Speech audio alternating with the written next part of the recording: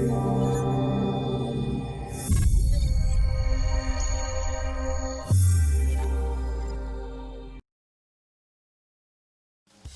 listening to CRBRadio.com. The words and opinions you are about to hear are of the hosts and do not reflect the management, sponsors, or affiliates of Cave Radio Broadcasting. All right, ladies and gentlemen, welcome to the Jazz Cabbage Cafe. How you doing? My name's Derek, and I'm sitting here in the studio. It's a special day for me because, you know, this is our special Christmas and New Year's special. We normally got Jamie, we normally got Rick here, but we're blessed today with the great Chris. What's up, guys? What's up, brother? Let me ask you, Chris. And what's up, Derek? I got a question for you, man. What do you think? Why do you think this is just a general question. Why do you think marijuana should be legalized in 2018? I want these people to get to know you. I guess just so that it can be more available to everybody and more accessible, and you know, it's kind of a shame that it's not. I guess, you know, so hopefully it is. So I guess I didn't introduce you right. We just got a text from one of our bigger fans here. They wanted me to give it a Chris. Whoa, oh man. So that's how we say his name. So anyway, you might be asking yourself, why? Why is this so special to Derek? And I will tell you, I've got amazing Christmas music still to play. I'm going to be playing Christmas music, so I'm hoping you're not sick of it. I've also got a couple interviews from weeks prior. I'm going to hopefully be able to fill some of you people in on what you should be doing and who you should be voting for. You know, if you are concerned mainly like I am about the legalization of cannabis. But yes, so there'll be less talking this show, a little bit more music. But I think it's going to be a good time. What do you think, Chris? I agree. Very good. So Chris has a few expertises of his own, I would say. One of which is his vast knowledge on extracts. So this man is who I would ask questions to if I was like, you know, what should I be smoking? What's up with the new oils? I feel like I'm way behind the times, mostly, if it wasn't for hanging out with you. So what's the new trend? What's going on this week? What have you tried? I kind of been keeping it going the same. Quite a bit of sauce and live resin. It's kind of what I'm mostly into right now. What is the sauce? The sauce? The sauce basically is it's a high terpene and high cannabinoid just extract. It's Super a little bit of duper dank. Little bit of both kind of mixed together. So I'd say very powerful, very very fresh, flavorful. It's just the best and what I like right now the most. So nice. Yeah. Actually brought a little bit with me today. Ooh. So we did our own little Christmas party. I wish you had joined. I went to a get together that we normally do with all my friends, and it's a white elephant gift exchange, but it's a little bit different and way cooler because it's normally pretty much just cannabis themed things. So it's awesome to the fact where you might get a bong, you could get, you know, a quarter of some dankness, could get some of this sauce. But anyway, it's a really badass thing, and I think all friends should do it. Sounds amazing. Yeah, man. You should have came this year. Yeah. Next year. You've been there before, though, right? I'm not sure. I thought you came when it was at the barn. We had one at a barn about 2 years back. Yeah, probably a few years back, yeah. It's crazy, though. A lot of good stuff given away. But a lot of good stuff coming up on this show. Like I said, we're also going to be telling you guys about some events that are happening in the community, some cannabis-friendly ones, of course. I'm going to shoot the text out to Rick to see if I can get him to call in at 5 o'clock. And if not, we may also be hearing from Jamie himself. Like I said, I'll be running an interview or two from them regardless. So don't worry, listeners. You'll hear those sweet voices.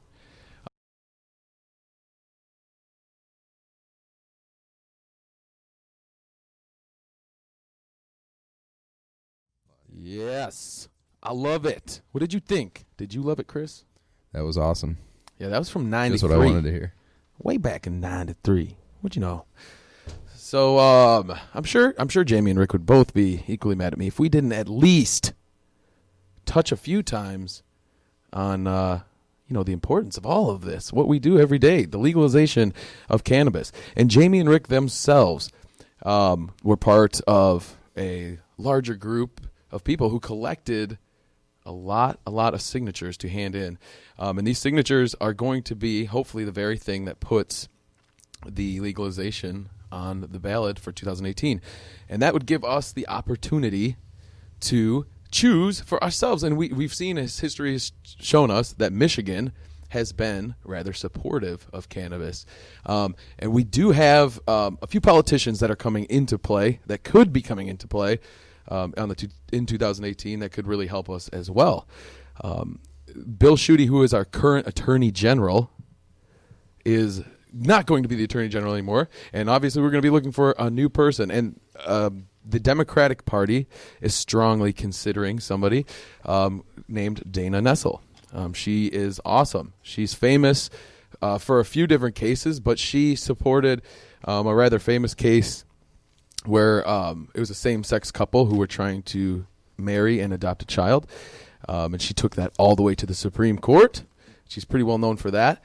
But also she's going to be well known for being with us as an advocate for the legalization of marijuana. We're hoping that she can help us pursue that.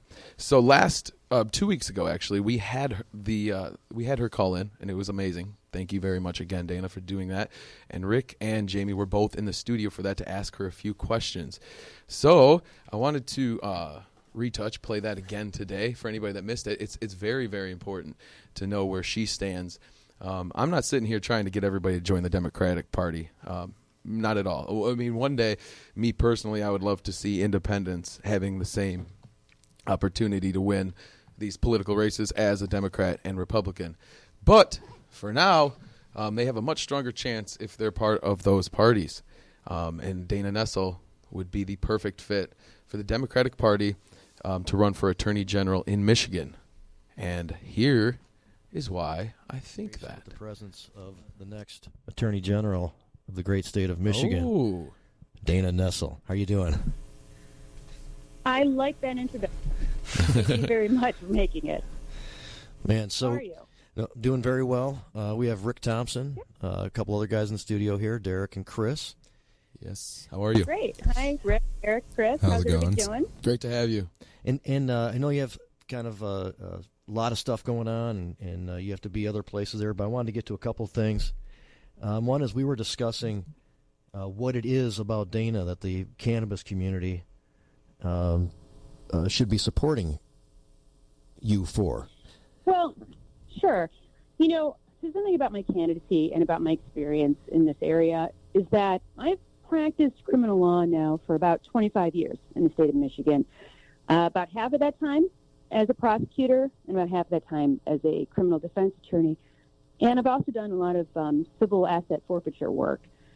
And what I've come to see over my 25 years of practice is that I think the criminalization of marijuana and the war against marijuana, I think that it's done incredible damage to the state of Michigan, to our nation, and I think it's time that that war ended.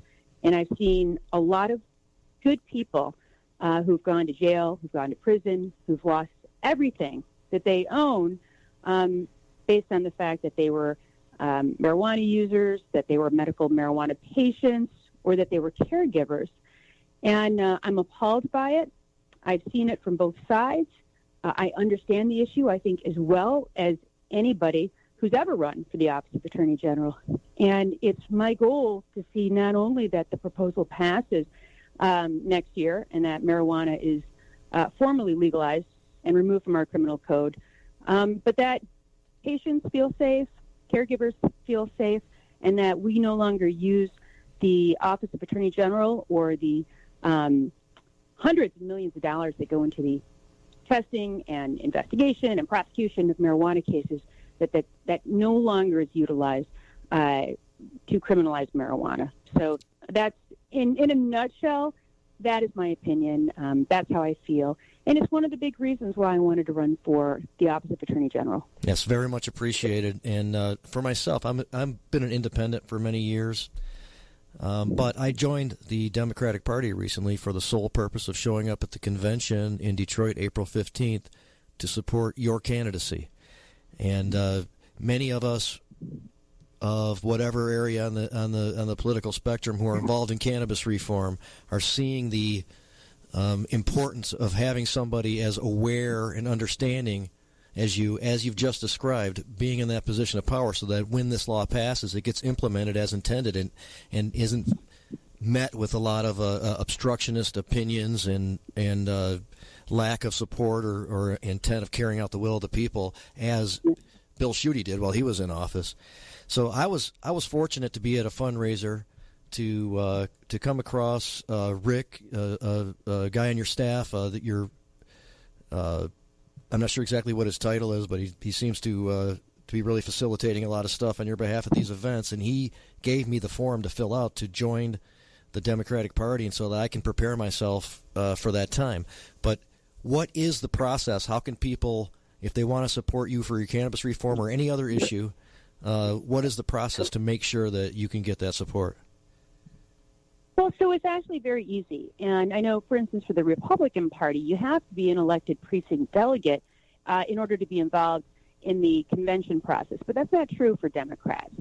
So whether you consider yourself to be a Democrat or an independent or a Republican or a Green Party, or if you're just unaffiliated, you've never identified with a political party at all, but you think it's essential that we have someone in the Office of Attorney General that when we interpret the law, and whether it's the medical marijuana law passed in 2008, or hopefully the legalization of recreational marijuana in 2018, that you have someone in that office that you know will fully implement the will of the people, meaning the understanding that the voters of the state intended to legalize both recreational and medical marijuana. If that's something that's very important to you, and you want to make certain that I'm on the ballot in 2018 in November so that you can vote for me, all you do is you go online. You can go to my website, which is dana2018.com, and we have those forms on there. Or you just go to the Michigan Democratic Party. Just Google that, and they will have a way to join the party. There's a few different ways. You can just do it online, and it costs $10 to register online, or you can print the form out that, again, is on my website. It's also on the Michigan Democratic Party website. And if you print the form out and you send it in, it's actually free if you do it that way. And you don't have to even make a $10 contribution to the party if you don't want to do that. And once you send that in, you will be registered. And that means that you can come to the Democratic Convention, which is at Coble Hall in Detroit on April 15th of 2018. And you sit with your congressional district and you vote on all the down-ballot races, not just Attorney General, but Secretary of State, Michigan Supreme Court, Board of Governors, all of the down-ballot races. You get to have a say who gets on the ticket. And you can vote for me there. And, you know, by coming there, and the important thing is we need people from all around the state because they go by district, they go by county, it's a proportionate vote.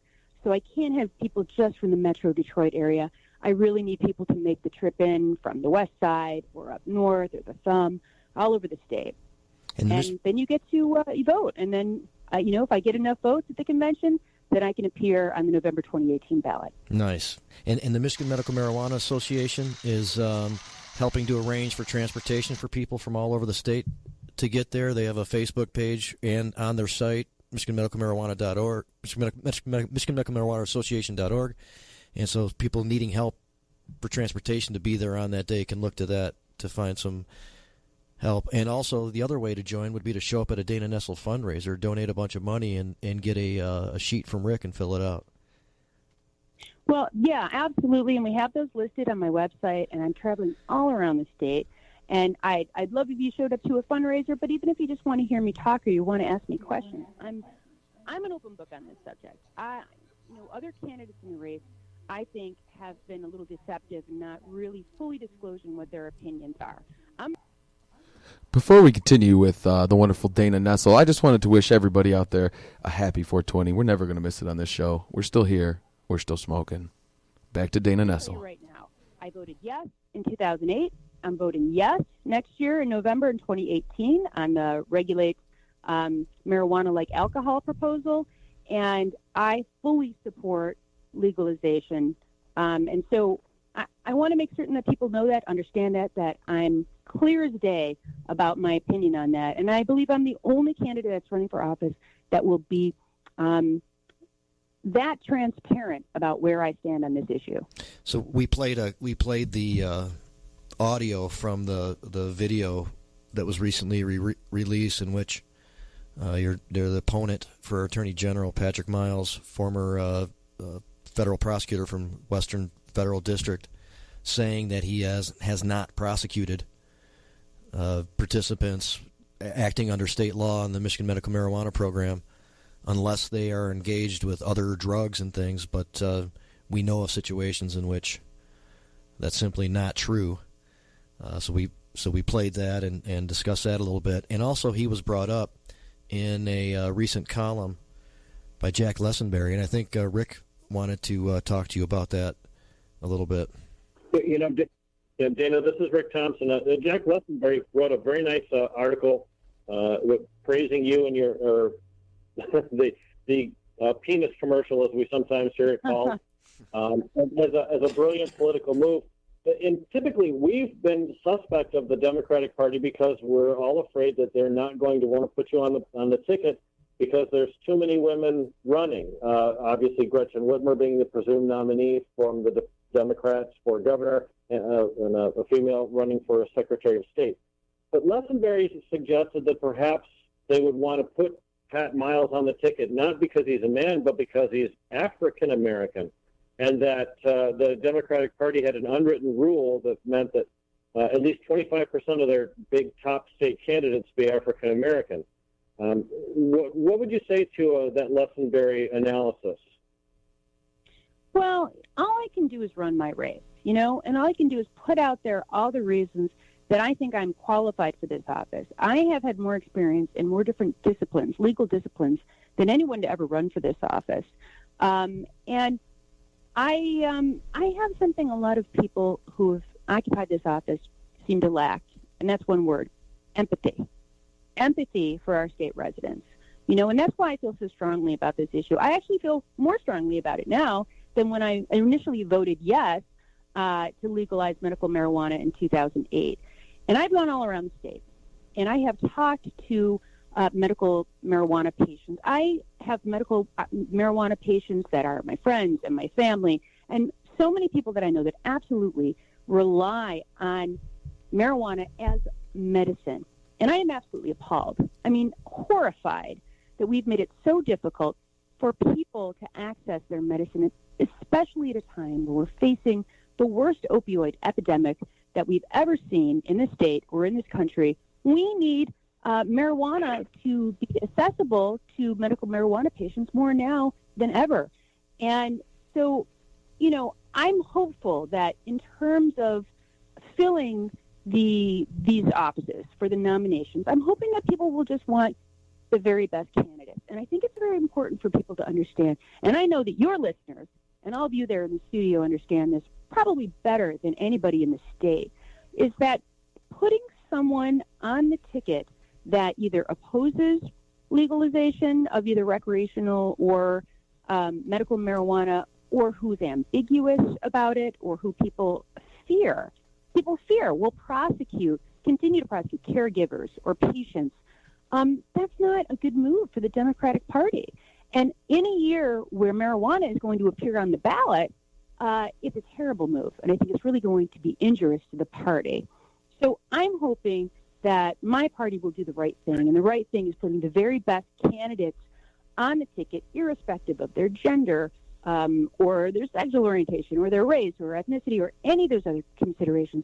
Let's just put the best people on there. And I submit that I think that I am the best person to be on the ticket for the Democratic Party. So that's what I'm hopeful for. Dana, I have to agree with you on that. And let's ask one follow-up question, too, about the role of the Attorney General. and the role of the governor. Oftentimes in our system of checks and balances, we see that the Attorney General fails to act as that check valve on actions by the governor. Now, with Rick Snyder, there may not have been a ton of provocative actions, but with potential Governor Bill Schuette, there'll be a very real need to have a check valve on his unbridled hobby passions, let's just call them. Willingness to abuse his position of power. Going to need to be there. Yep. So what tools are available to an attorney general to correct behavior of the governor in those circumstances? Well, for instance, I think that if we have the wrong person in the governor's office, and by that I mean somebody who is sort of on a mission to prosecute marijuana cases. Let's face it, we know that to be true of Bill Schuette, adamantly opposed to legalization of either medical or recreational, really opposed to the 2008 proposal, which passed, and was not interested in executing the will of the people, really instead chose to utilize any loopholes that existed in law to enable himself to perform as many prosecutions as possible against medical marijuana patients and caregivers. So we know, we don't have to wonder what he's going to do when he becomes governor. We know he's probably going to continue his crusade against marijuana in whatever fashion he can. And the problem is that the executive has the ability to appoint numerous personnel to boards of all types. And there are LARA boards in terms of licensing, regulation, the medical marijuana board. I mean, there's all kinds of appointments that will be made by the governor in many capacities, so he can appoint people to these boards that subscribe to his philosophy, his anti-marijuana philosophy.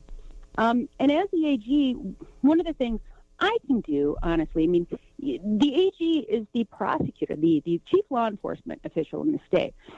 And I've seen personally that there are a number of types of cases that I strongly believe the AG should be prosecuting right now, but he's chosen to ignore it. So there's a lot of discretion. We call it prosecutorial discretion in terms of what the AG decides to prosecute or not. And there's another thing that the AG can do where there are vagaries in the law. They can draft what we call AG opinions, which are effectively binding in many circumstances. So when somebody asks, well, we don't really know how to interpret this law, what do you think, Attorney General? You have the opportunity to draft an opinion as to how, what that law means or how it should be interpreted. And the other thing is it's the AG actually that is involved in many of these prosecutions. So, if the AG says, if I, as the Attorney General, look at cases that are brought to me by local law enforcement and by municipalities, and I say, I don't think that the intent of the voters was to permit prosecutions of people who utilize marijuana under these circumstances, and I don't have to bring the case. You have a lot of prosecutorial discretion, and what I would do is my interpretation of the law, whenever these vagaries exist, and it's not clear exactly, what a particular subsection may have meant, of course I would err on the side of not prosecuting, because I know that is the intent of the law, right? So, the governor has the ability to do a lot of things that are very detrimental, even when you have a law that's passed that legalizes something. But it's the AG at the end of the day that has a very large role to play in terms of prosecution of those cases. So it's very important. It's as important who the AG is as who the governor is when it comes to these issues. I think we learned that via our last experience with Schuette, and he did write several of the opinions as you describe, and the courts systematically decided he was wrong, I think, on everything, ultimately. Right, and so those have to be challenged. But wouldn't it be nice if we had the authority of the Attorney General on the side of the people instead of opposing the people?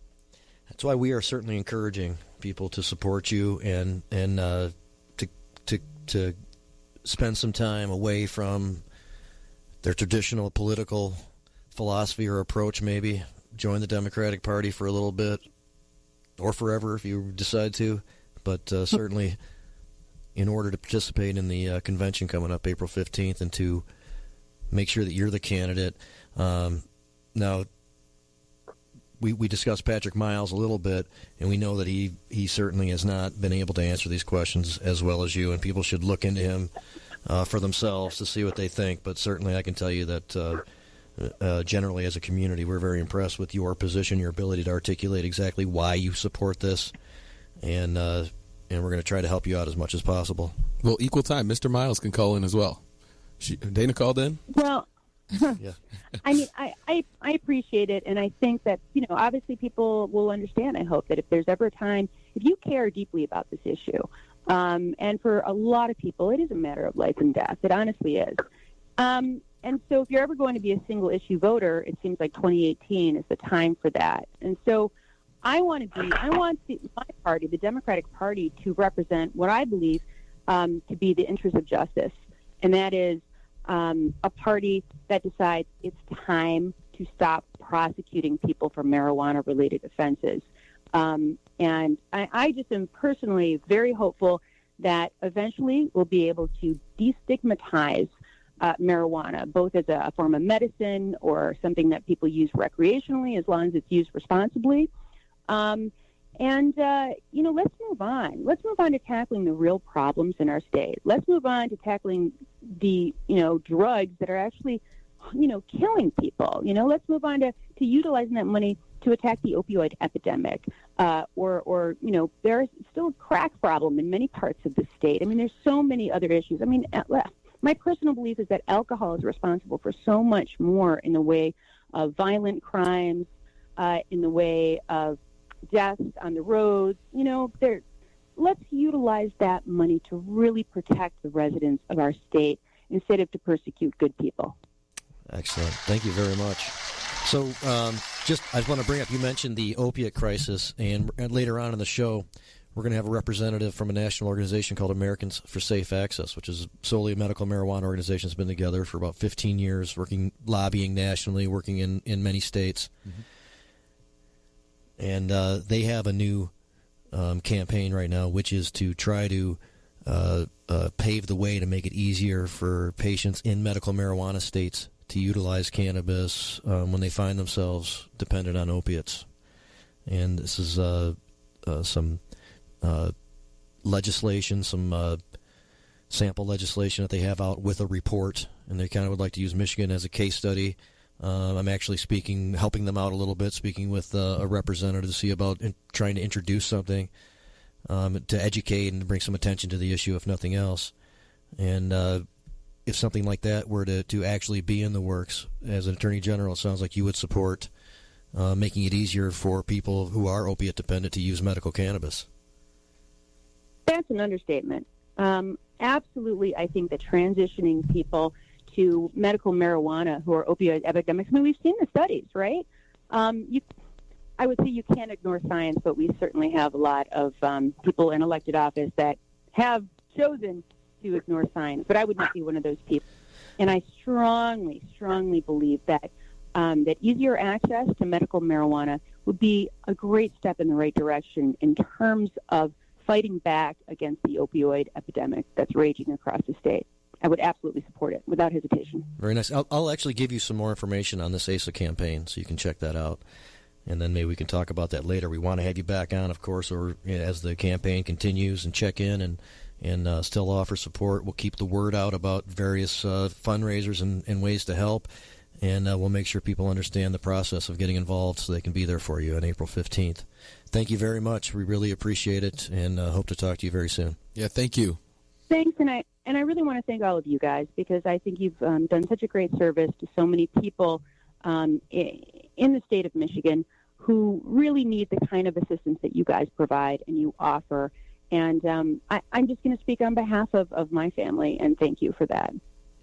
Thank you very much. We appreciate it. Thank you. Thank you. Okay. It's a great day. Okay. Thanks. Bye-bye. Rick, it's possible she was not referring to you, but... Well, I guys, think she was referring to us in a collective sense, and I am part of us in the collective sense. So, If it makes you feel better, it's okay. yeah. I mean, I think this She was texting me saying, Rick Thompson's not included in this statement. So This is I didn't the want to best have to say it. first I didn't want to episode. say it on air, but of a radio show ever, right? anyway. what she said was really super cool. What she said, in all seriousness, and she did include Rick, was very, very cool, and it's nice to hear. My heart is warm on such a cold day. Yes, when we step outside for the next break, it won't be as blustery. So we're going to take that break right now, and I know you guys are all expecting the news from Rick at 5 p.m., and that's why we're going to make it nice and quick. We'll make this a short one. Oh, yeah. Until you hear us again.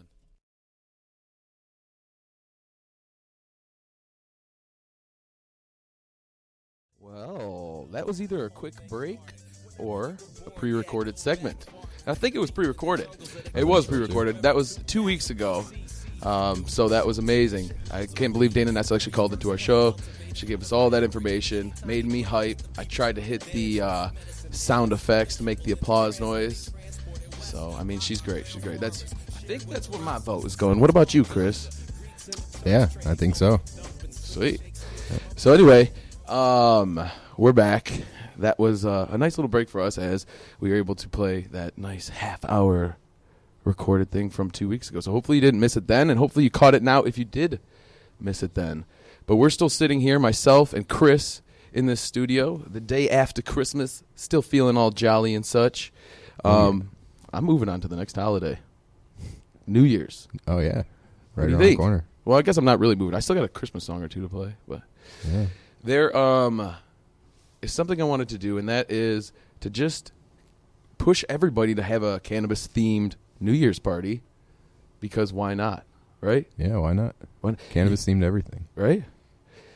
Because you could, have everybody there, get drunk, and have a scary drive home, or you could have everybody there and smoke. And if they're seasoned smokers, they should be able to safely drive themselves home, Most likely. which is cool. Yeah. But anyway, if you're going to do that, I don't know. Let's talk about the things that you should have at that party. You obviously need cannabis in a large variety, right? I'd say so. The munchies. Got to have the munchie table, I'm sure. Yeah. Gotta have some stuff to eat after all the cannabis. The music. Got to have the music, right? You could just replay a segment from our show, the Jazz Cabbage Cafe. I think it'd be great. Anyway, my New Year's party will probably not be 100% cannabis themed. It's going to be kid themed. I've got my chillins at home. There you go. My wonderful little chillins. So we're gonna be watching the ball drop on TV. But if you're getting out and going somewhere, do it cannabis themed. Just think of it this year. It might be safer. You might have a better time. All around, a good idea from the Jazz Cabbage Cafe right into your ears. Yeah. Sweet. So you can name this man as much as you want. I don't know how comfortable you are talking about the people that you actually get cannabis from on the air. People are going to be like, what? You're just blowing minds. But really, there's some people out there that do a pretty darn good job in sense I of think so. everything, right? Production, cleanliness, packaging, Yes. medicinal purposes are more well taken care of. Tell us about this guy. He just does a very good job. All of his different, products you could say are always on point. Offers a wide variety. He's got a little bit of everything for everybody, and I'd say some of the highest quality for the most affordable prices. Right? What's the product could you look name? for? What's that? What's the name of the product? Names on the products. Or is it not a business name? Just like a... It's not really a business name. It's just like, so this is just some flour that I got from him, Nice. Yeah. Doesn't he does do like a large amount of medibles and stuff too for dispensaries? Yeah. So like Twax bars and things like that. And I know he wanted to come on here and talk about some of that stuff too, so I won't get into it too much. But so maybe we can get him out here next week. yeah, that'd be cool. So Twax bars. So I was a judge at the Cannabis Cup this year. I'm pretty sure I seen one of his slide past. I don't even think I'm supposed to say I'm a judge. So that's just for you listeners. Again, Again, this Hopefully, is hopefully it doesn't ruin anything in the future. Hey, it might. That's okay. Yeah. But anyway, I think I saw one of those slide in front of me. Did he have something in there? I don't know. I'd have to ask him, I guess. I'm not sure. But yeah, great stuff. I ate one earlier. I think it's starting to come in now. So I'm feeling, a great feeling time good. Yeah. to DJ a radio show.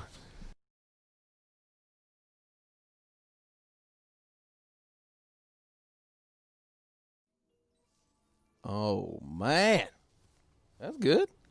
Oh, good. Yeah. So anyway, we're back. We're still a cannabis themed show. It's just they gave me the reins, as Santy would have. You know, they let me do what I want to do today because it's the holidays. So I'm playing music. I'm playing, segments from other weeks. I'm having a good time here with Chris. Always a good time. Jamie, Chris wanted you to know that you're missing out this week on a few things that you should normally be here for. And that would be the delicious cannabis that he's brought along with him today. So anyway, I did want to do a little commercial read because we did promise some people that we would. And then Jazz Cabbage Cafe is brought to you by the leading sponsor, 3 Doors Down Head Shops. At 3 Doors Down, you will find all the smoking supplies, vaporizers, silicones, wraps, incense, oils, jewelry, apparel, etc. Looking for rosin presses or tumblers? Well, you need to look no further because 3 Doors Down has all your pressing needs. 80% of the glass at 3 Doors Down Head Shops are locally made right here in Michigan. So visit 3 Doors Down Head Shops online at 3doorsdownheadshop.com or follow them on Facebook, Instagram, or Massroots. They're pretty easy to find. Just 3 Doors Down Head Shop. With 3 convenient locations also in Waterford, Traverse City, and Bay City. Head to 3 Doors Down Head Shops to take advantage of great deals and prices. Now here's the best part, Chris. Simply mention the Jazz Cabbage Cafe at any location, even online.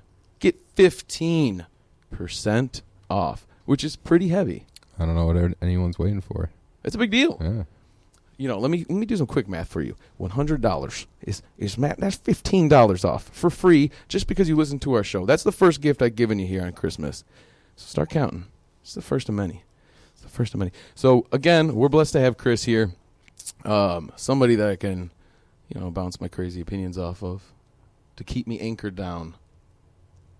And Glad I can be here to do that. Remind me often that we do have a theme on this show, and that is to hopefully help the process of legalization of cannabis in 2018. What do I say? Help it become legalized in 2018. That's my biggest goal.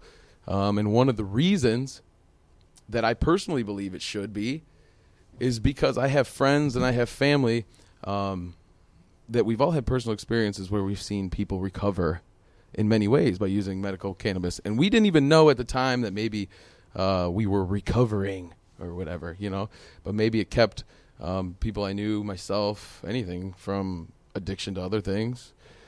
Maybe it weaned people off certain addictions and made them, become more of who they wanted to be, more of themselves, And also, I've had personal experiences through the years. I don't know if you knew this, Chris. Me and Jamie used to do it was all video segments, everything video, because, I'm a video guy. That's what I normally do. It was called, Third Coast TV, obviously based off of the dispensary that Jamie was associated with. And Third Coast TV, what we did starting in 2009 was just document everything that was happening. And this was like a big swing, a big time in the history of all the push of medical cannabis to be where we are now. And I remember Jamie himself organizing tour buses full of people to be brought to places like courthouses so we could all rally together. That's awesome. And show our strength in numbers. And those things obviously have come to light and helped us along the way. And through these years, like I said, we've documented all this, so you can go back and you can look at it on thirdcoasttv.com. And it's pretty cool because it was all Jamie, it was Rick, and myself documenting that. That's what Third Coast TV is. Now we're together doing this radio show. Now, alongside of so many other people that have done so many giant things for the push to legalize cannabis, There's so many people involved in this. The list of people that have helped is ridiculous. So many people have put themselves on the line because it's so important to everybody. That's good. Now I'm wondering, since 2008, it was 63% of voters chose to legalize the medical use of cannabis with doctor's approval. Since then, that percentage has only increased. So I'm wondering, on the ballot in 2018, should I be as confident as I am right now that we would be somewhere, around 75%? What do you think? I think so. Well, I think there's a lot more going for it. I know that, I think it was 2016. We were almost in the same place, and I think it's in a lot of ways in a lot better of a place now. So I think so.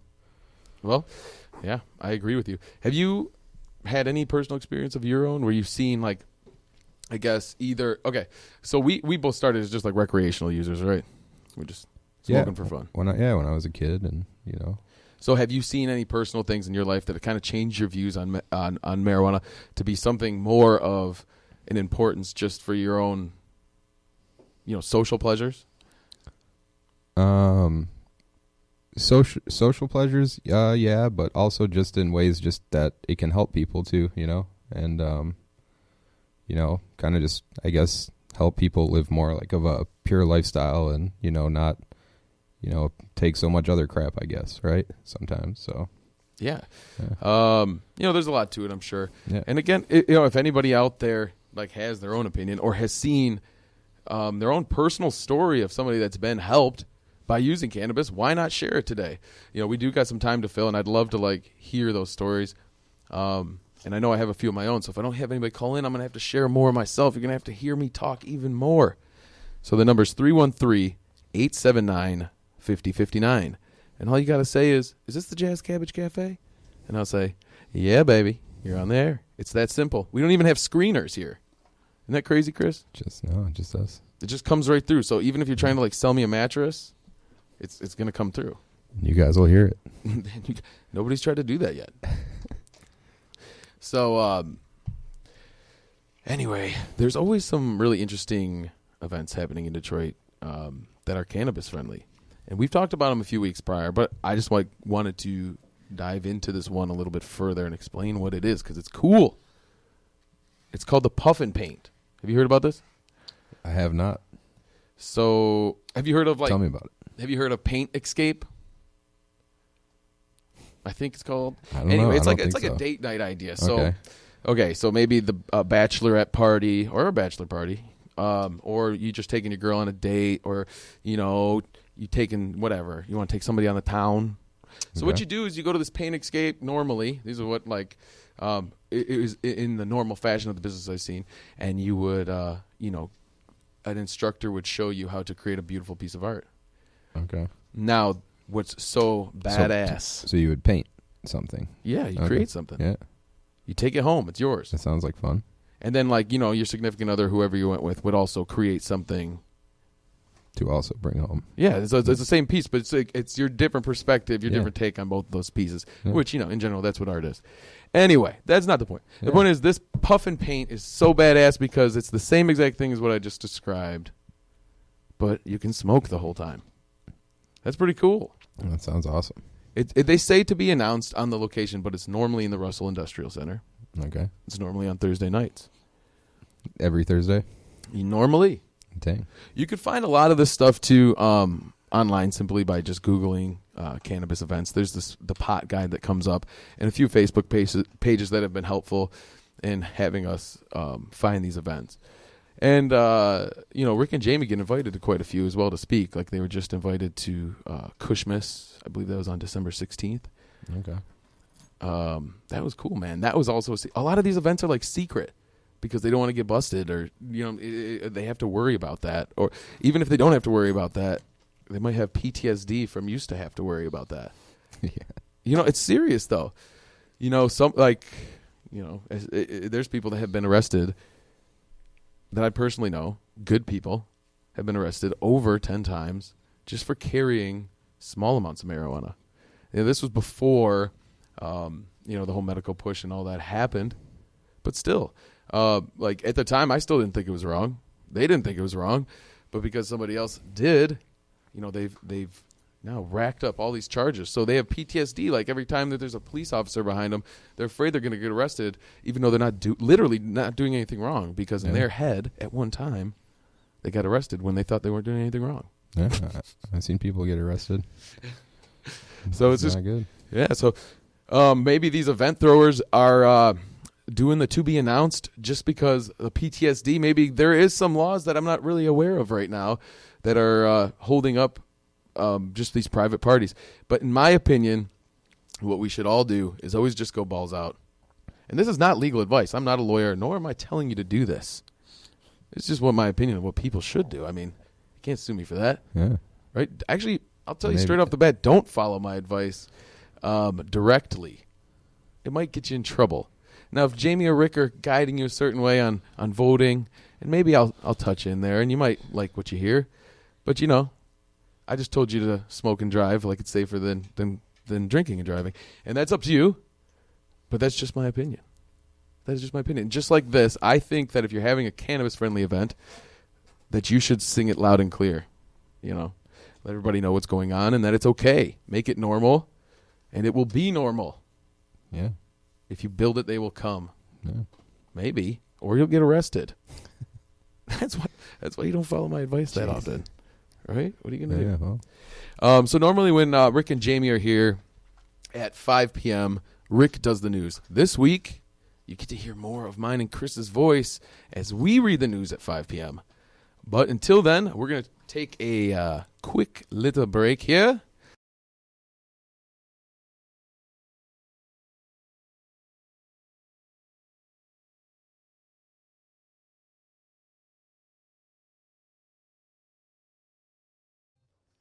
All right, a little shaking. So, welcome back. This is the Jazz Cabbage Cafe. Thank you all for continuously listening. And you can call in anytime, chime in, hit us with a personal story is what we're looking at right now, or looking for right now. And the number, of course, is 313-879-5059. I slowed that one down because a lot of times on the radio, I feel like they say the number too fast, and I can never call in. Cold out there, man. It is cold out there, man. Crap. I promised I would read the news. Rick, I hope you like the way I do it. So this first one is in Bay City, Michigan. Mayor Kathleen Newsham has voted an ordinance to allow commercial medical marijuana facilities in the city. That's great. The decision came at last hour on Thursday, December 21st, a day before Bay City Hall closed for holiday break.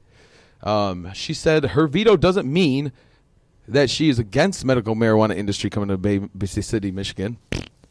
She feels some amendments to the originally proposed ordinance, specifically the number of licenses and the proximity to law enforcement centers, were rushed through and need to be further discussed, of course. My voice needs to be heard on this, and this is the only way I can do that, she said. I just think we need to revisit this. I'm not against facilities coming, but we need to look it over again. Come on, now. We got to take our time with it, now. Anyway, again, just my opinions, rambling a little bit.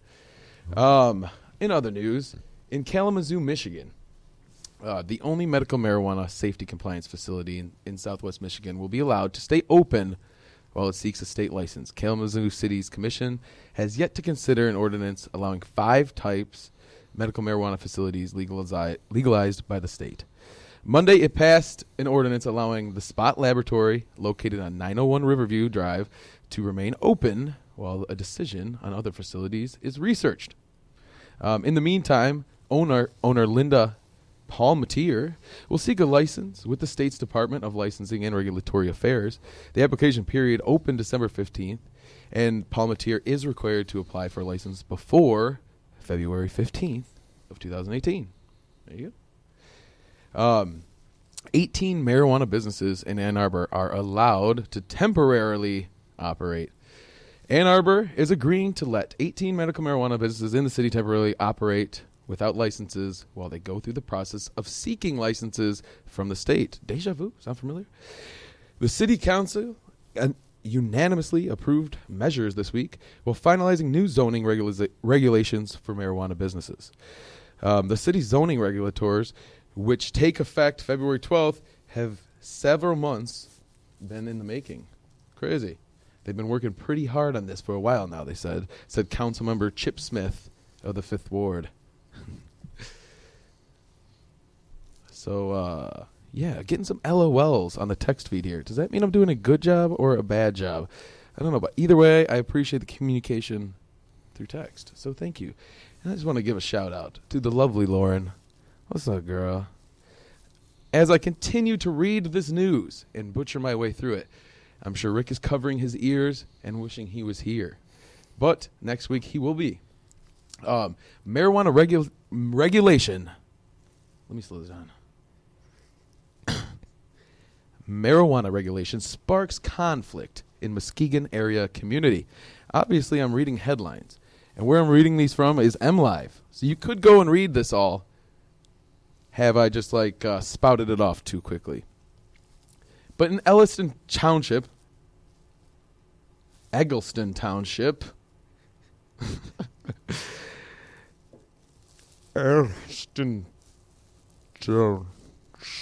You got it. Several communities in Muskegon County have been chomping at the bit to take advantage of a new set of rules that will allow them to regulate the growth and, in some cases, the commercial sale of medical marijuana. One of those municipalities in Eggleston Township, a large rural part of eastern Muskegon County, stretching over 35 square miles with less than 10,000 residents. The city of Muskegon and Muskegon Heights all voted to allow medical marijuana facilities, but each are at impasse on how to regulate them. Okay, it's either I can't read or this is written poorly. But either way, Ben did a good job. I think you did a pretty good job. He did a great job. All right. So in other news, we're still on the radio somehow. Have not been fired yet. And I'm still sitting here with the great Chris.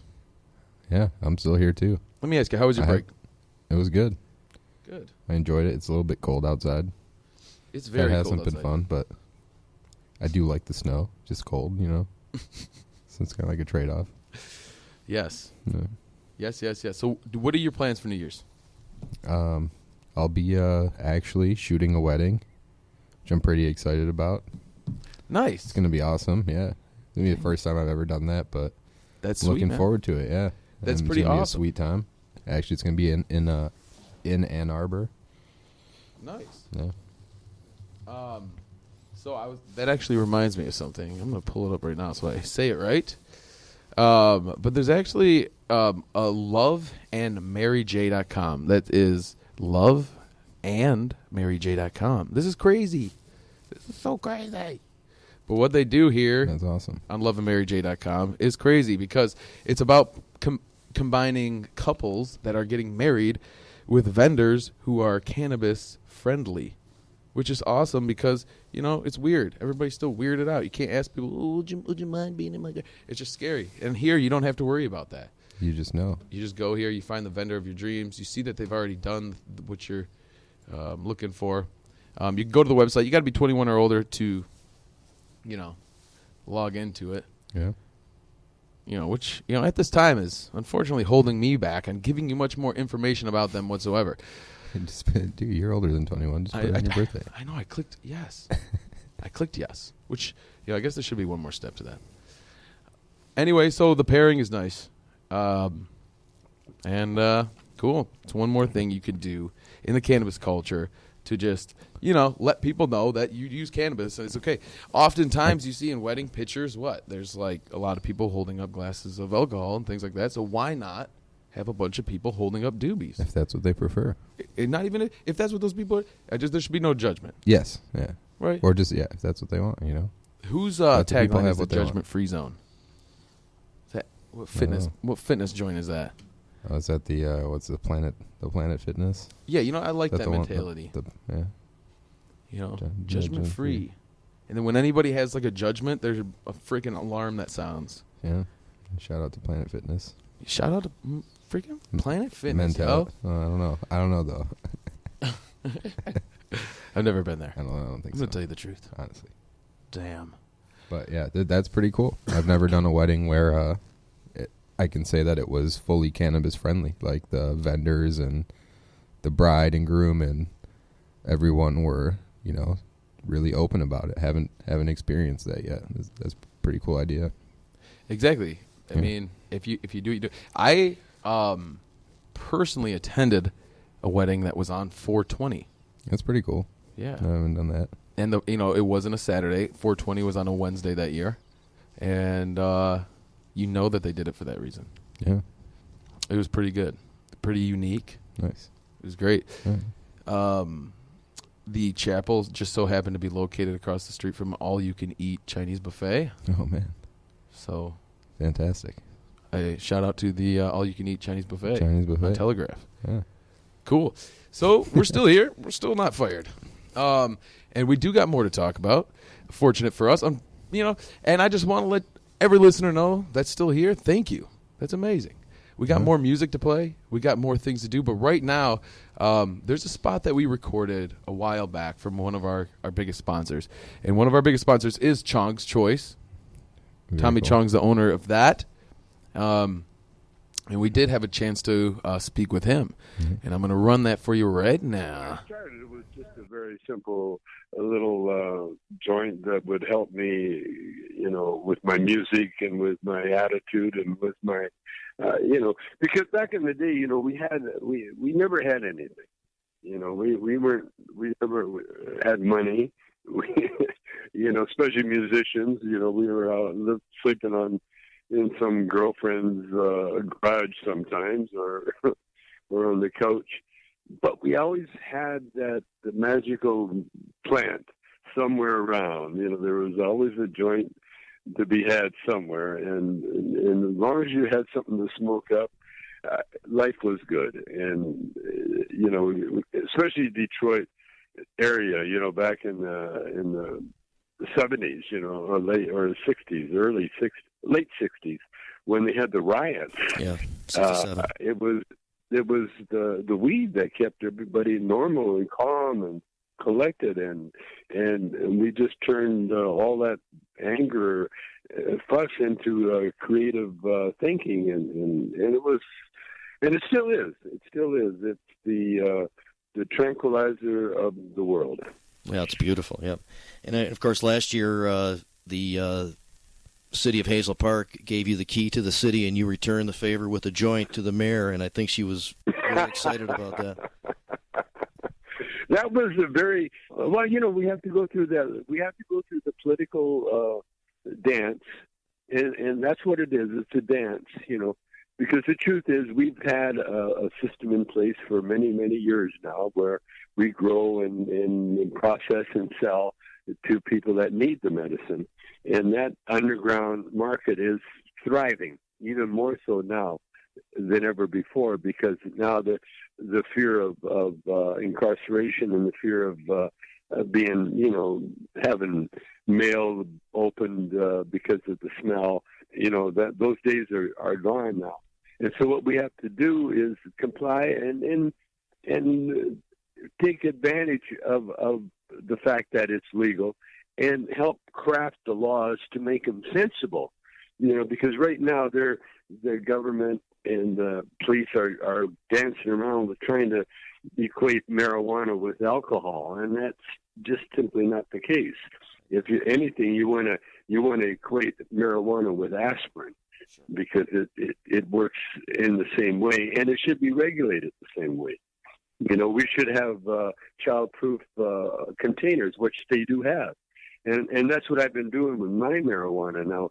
What I do, I've been on a chemo treatment for the cancer that I had, and what I use my anti-chemo pill bottles with the child-proof lid to store my pot, because it's it's a perfect container. And that's all we need, to protect anybody, is that you got to have those childproof tops on your containers, and the problem solved. So, we just got to treat marijuana like we would treat any medicine given to us by our Creator, and just enjoy life. Well, you gave us a PSA last year for the MI Legalized campaign, and it ran up north for several months, and it got a lot of great response, and it was very helpful. And we really appreciate your support and interest in trying to pave the way for more business or just more people not getting into any kind of stupid legal entanglement over just wanting to participate in growing some cannabis. And we're going to try to make that happen this year, so you can come on in and do what you need to do here and get the quality and the standards and the proper philosophy behind a lot of this stuff. But yeah, actually, I'm all for it, man. Like I said, in Hazel Park, it wasn't just a symbolic gesture. It was a definite. I really love Michigan and the whole area. I'm Canadian, so you might as well say Michigan is like Canada. Sure. Yeah. So it's actually part of Canada that's south of Michigan. Yeah. So we have that mindset, if nothing else, in common, and I want to continue to the point where I would like to get some roots, some real estate in that area. I'm looking to create all sorts of. I've got all sorts of plans, to revitalize that whole area of Michigan, and pot's going to save the world. Pot is going to save the world. I like that. Pot is going to save the world, more than likely. I thought my one buddy was going to be president. He still may be one day. And I told him that my advice would be to, of course, bomb everybody like everybody does. Yeah. But do that with doobies. Bomb them with doobies. Ooh. You know what I'm saying? If everybody was smoking more doobies, then, sir, it would be a more peaceful place to live. It's a peaceful bombing. Yeah. I mean, because you're just going to be happy with that person, more than likely. Hopefully. Everyone's going to be hanging out. So, I had the opportunity to attend, I think he's my third cousin, his rock show last week. Yeah? Yeah, man. It was sweet. It was you on were Friday. telling me about that, yeah. Yeah, man. Yeah. Derek St. Holmes is his name. You know? Yeah. He used to play with Ted Nugent. Sweet. It was sweet, man. That's pretty cool. It was a rocking good time. It was at the Token Lounge. But I was a little nervous. I'll tell you why. Because they had reports of a hepatitis A outbreak. Yeah, I I have also heard about that. I'm like, what the frick? But it was all good. So again, for me, it was a safer environment to consume cannabis over drink. There you go. Because I didn't want to touch anything, man, especially like glasses or ice. I think you should still go there. I mean, it's still a good place. That was one of the best shows I'd seen all year. So, I mean, worth it by far. Yeah. That's cool. The staff was nice. Easy parking. Easy to get to. The show was good. The show was great, man. Yeah. And that was that same night as the cannabis-friendly Christmas gift exchange. Ooh. That was sweet, man. I'm telling you guys, you should do that. What was your gift? Tell us. Well, I had the best gift of all. Yeah. The only gift that everybody, of course, everybody would want. What do you think it was? That anybody would want? Anybody at that circle. I'd say some cannabis, just like a bag of weed. Man, you know me well, don't you? Yeah. Came with some really good pots. Mm-hmm. That's what I did. A couple different flavors. Nice. One of them was called Colorado Kush. Oh. Which, man, let me tell you, tasted like was smoking Jolly Ranchers or something. Yeah. It was nice. What flavor? What flavor Jolly Rancher? I don't know. The Colorado Kush flavor. No, I don't know. It just tasted like candy, man. It's fucking good. Yeah. It was really fucking good. So That's applause to that. Christmas night was good. Yeah, man. What about you? How was your Christmas? How was your Christmas day? It was good. Spent a lot of time with family. A lot of eating. I texted this guy earlier and asked him what he got. What did you say? I got it was some hilarious. I got some Supreme and fucking some meats. He said Supreme and fine meats. So I'm like thinking about is it supreme and fine meats? Like the meat is super duper good, like so it's supreme and fine. No, no. Or no, is it? Did he get some supreme clothing Yep, and some fine meats? that's what it is. And some fine meats, which you're welcome to come and enjoy some later or whenever. Dude, invitation. You know what? I'm not gonna say I had a joke I was gonna go with, but just for one show, just for the Christmas show, we are not gonna have a dick joke on this show. How's that? Yeah. That's what you get when I can do whatever I want. Take away the dick joke. Damn it. No dick jokes. So at this party, I'll be partaking in later. Is that a cannabis friendly party as well? Should I give the address out over the air? No. Okay. But yeah. No, but yes. So you guys can come. But no. But yeah. you can't come. But yeah. But don't. But So anyway, I got some more music to play for you guys. Some more Christmassy stuff. You know, I like Christmas so much that I just am going to pretend that today is also Christmas. What do you think?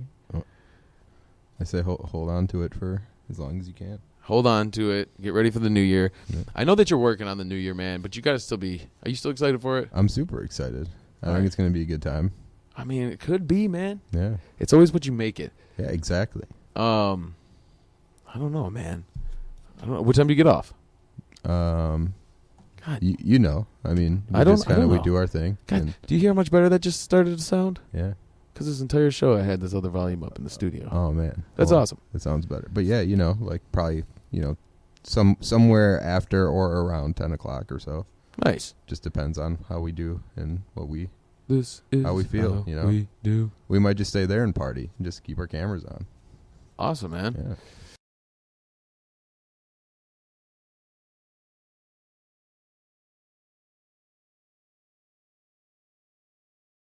Oh, what do you think? What do you think? I liked it. Sweet. So again, man, there's some Christmas songs that you guys don't know about that hopefully, you know, now you do. Yeah. So normally we do dive into politics much, much more on this show as we sit with the great Jamie Lowell and Rick Thompson, who are, you know, very well known. What would you call it? Come on now. Figures when it comes to pushing the legalization of marijuana. I don't know what you want me to say here. I'm sorry, guys. I think they're, you know, advocates for it. Advocates. That's good. Good advocates for it. Mm. And have done good things. I'll think of something. That's a good one. Anyway, so they normally sit here. They fill us in on, you know, a lot of topics. And in our recent past shows, there's been a lot going on, man. That's the handing in the signatures to get the legalization actually on the ballot in 2018. You know, that's awesome.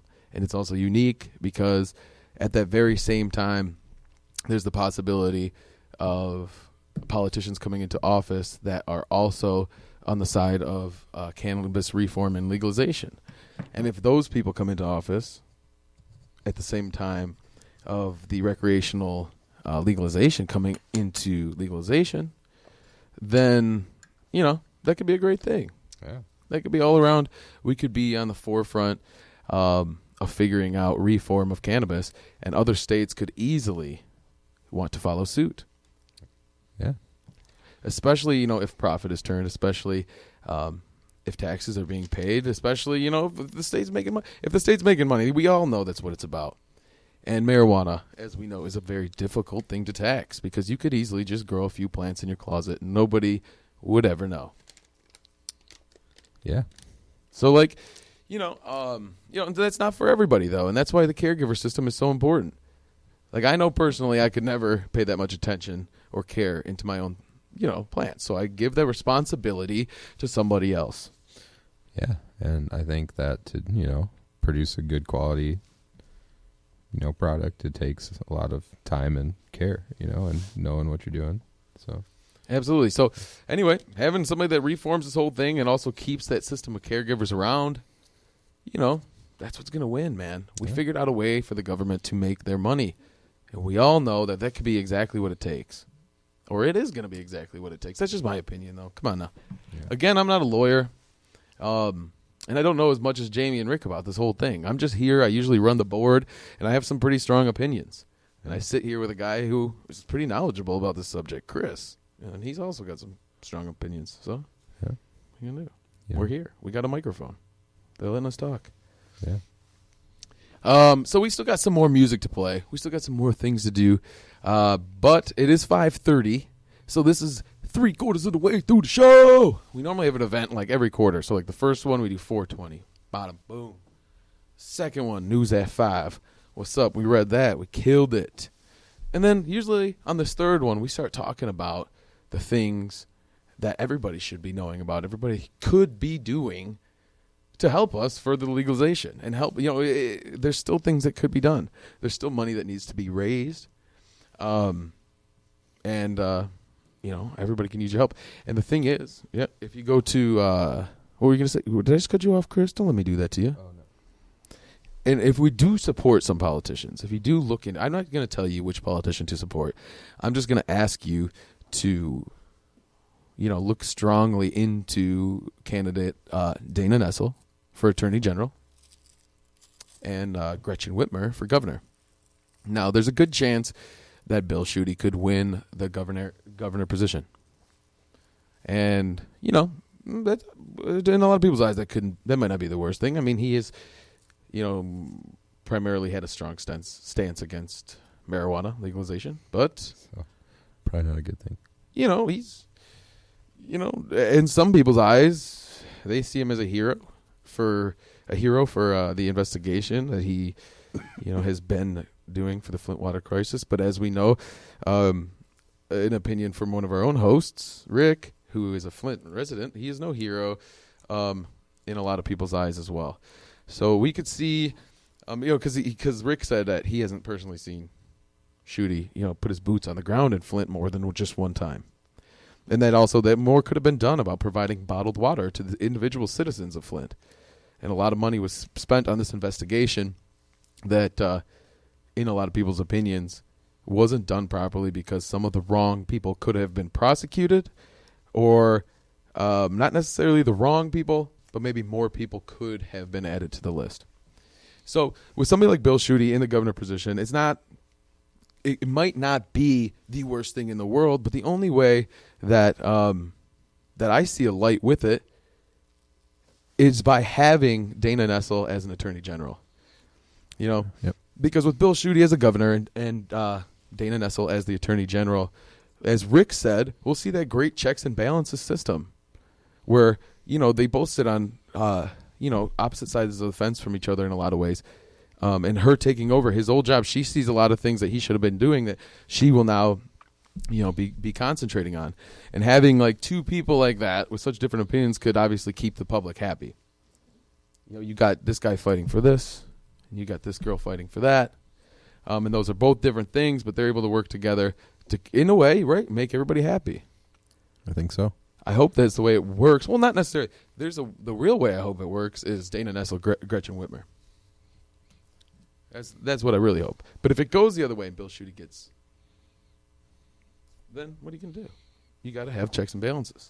So thank you, Rick, for giving me the ammo to actually have a conversation where maybe I know what I'm talking about. But there's probably a lot of incorrect things that I said here. So again, take all my advice with a grain of salt. I'm just here telling you my opinion. Chris is just here telling you his opinion. It's a holiday. We're sitting in here staying warm, thinking about Christmas, trying to keep everybody together. And, what do you think? Well, the best way to do that? Through music. Now, we've been talking a lot about Chong, right? Yeah. This one right here, this next song is Little Daddy and the Bachelors. It's funny. We actually, got a Little Daddy in my fam. But Little Daddy and the Bachelors is including Tommy Chong. He's on this track, man. Dang. Killing it. And a lot of people don't know this. I got a little spot from Tommy where he's talking about it.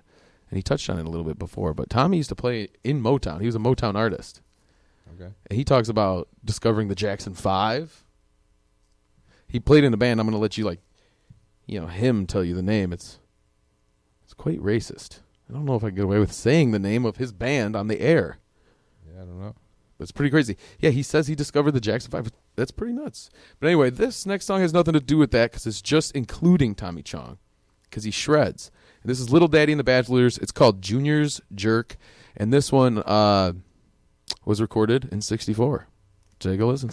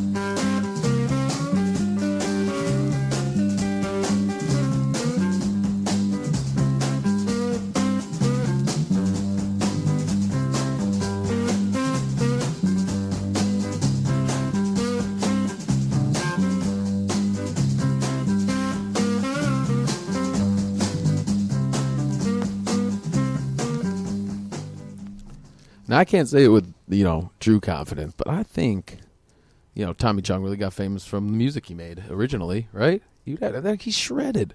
He just shredded. Shred. There you go. So anyway, back, to talking a little bit of cannabis here. And to just get away from the politics a little bit because, we don't need to talk politics the whole time on the holidays. Chris has been interested in a new type of rolling. But let me just ask you, Chris, if somebody were to come up to you and just, be like, yo, man, let me teach you how to roll a doobie. I'll teach you how to roll a proper doobie. Yeah. What would you say back to that person? I don't know because I probably wouldn't be a dick, but I would probably just be like, I know how to roll a joint. Right? Well, I got approached with that, man.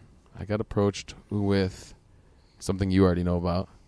But I was approached with somebody came up to me and they're like, dude, I'll teach you how to roll a doobie. And I didn't really know this guy yet, so I was taken a little bit back, and I was like, man, I don't know. I was like feeling my pride, and I didn't think he could teach me anything. Yeah. For some reason, I gave in and was motivated to learn how to French roll a joint. Very nice. You know what I'm talking about, right? You're doing it. Yeah, I'm doing it right now. A French roll is simple, people. It's simple. Can you roll a doobie? The answer of the crowd will be, yeah. So good. We'll start there. You know how to roll a doobie. The normal way you do it is you take it from the bottom. You roll upwards, lick the top, boom, stick it. We're done. And if it's fat enough, it takes up the entire paper. You have no excess paper. You have no canoe, rock and roll. And that's great. A lot of people can roll a great doobie, but I'll give you one way to do it. To almost guarantee to have no canoe and as slow of a burn as a blunt. And that, my friends, is called the French roll. So initially, we're going to take that paper and flip it upside down. Now the glue is at the bottom facing away from you. All right? You put the weed in, you roll it like you normally would, all right, upwards towards the top. But as soon as you get to that glue part coming to meet the paper, you lick it, you stick it. You'll notice you got some access paper hanging off the side. So you got two options now. Chris, what's your preference to get rid of that extra paper? I guess the easiest way to do it would just be to, just rip it. You could just rip that. It, yeah. Rip that extra paper right the hell off there, especially when it's wet. It comes off nice and easy.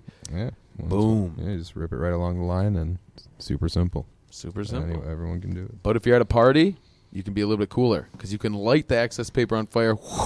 The side of the doobie catches on fire. You can do a trick. You can even actually just light your doobie, too. Yeah. If you're really good at it, So when you get rid of the excess paper, what you're doing is you're getting rid of that same gasoline, the same arsenic, the same thing that's catching that doobie on fire and making it hotter on one side, and it's that very thing that makes your doobie canooby.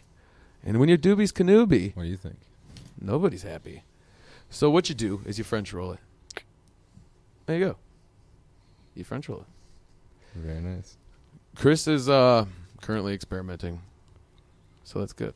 Yeah, but I think that's the best way. It is the It's best the only way.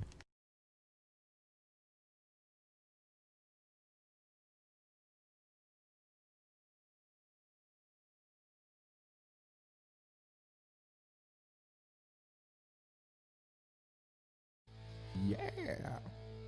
You know, sometimes we'll get weird. We'll go a little bit off the cannabis theme just to play something that I deem as some weird shit. Some rock, man. No, I was kidding. Hey, man, I'm going to be a real jerk right now because I've got a good friend of mine in studio that I've never truly asked him his name again because I was fucking really scared to do it, man. What's your name again? Tony. Tony's a really good dude, and he does the show directly after ours. And the name of that show again, Tony? It's called Freedom Works. And it's actually, I know more about the segments within Freedom Works than I do about the title, obviously. But it's a good show. Tony's a great host, DJ, or operator of the show, all of the above. And he often comes in and graces us with his presence right before we leave. Gives us a good, warm feeling for the next week. Thanks, man. Yeah. Merry Christmas. He's going on holiday. So yeah, we're still here. Just haven't been fired yet. That's good. Still crazy. Haven't gotten that text. I'm waiting for the text to come in and be like, dude, wrap that show up. Get out of here. You're making us look crazy. But supposedly, I think they're liking it. Hopefully. We're going to go into a small music break here, and we'll be back in just a few minutes to wrap the show up and, of course, give you those final thoughts and ideas of things that you can do to help us push this legalization.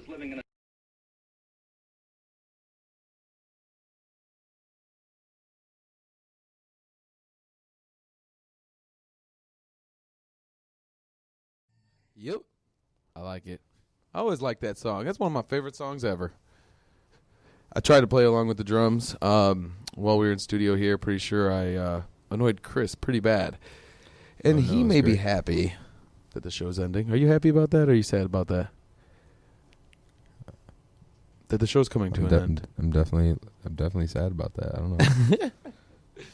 Well, it's coming to an end, sadly. And I just want to say thanks to everybody that listened. We'll be here every Tuesday. This is the Jazz Cabbage Cafe. And just on that final word, you guys can always, always, always contribute in all sorts of ways. You can make calls to your Congress, to your senators, to everybody, and let them know exactly what it is that you want at all times, right? You can always state your opinion. You can send emails. You can go on Facebook. You can contact everybody, attorney generals, governors, and let them know what the people want, because that will sway the way politicians will sell themselves for these coming elections in November. If they know the people want weed, they'll be for the weed. I think it's important for everyone to go and have their voice be heard. Frig yeah, man. Yeah, and you know what else? We'll be here next week telling you the same things, but a little bit differently. And until then, I want you to just think about it, get on there, tell them what you know, and we'll be here then Tuesday, 4 p.m. to 6 p.m., celebrating 420 with you every Tuesday. This is the Jazz Cabbage Cafe. I'm Derek, and you are... craze.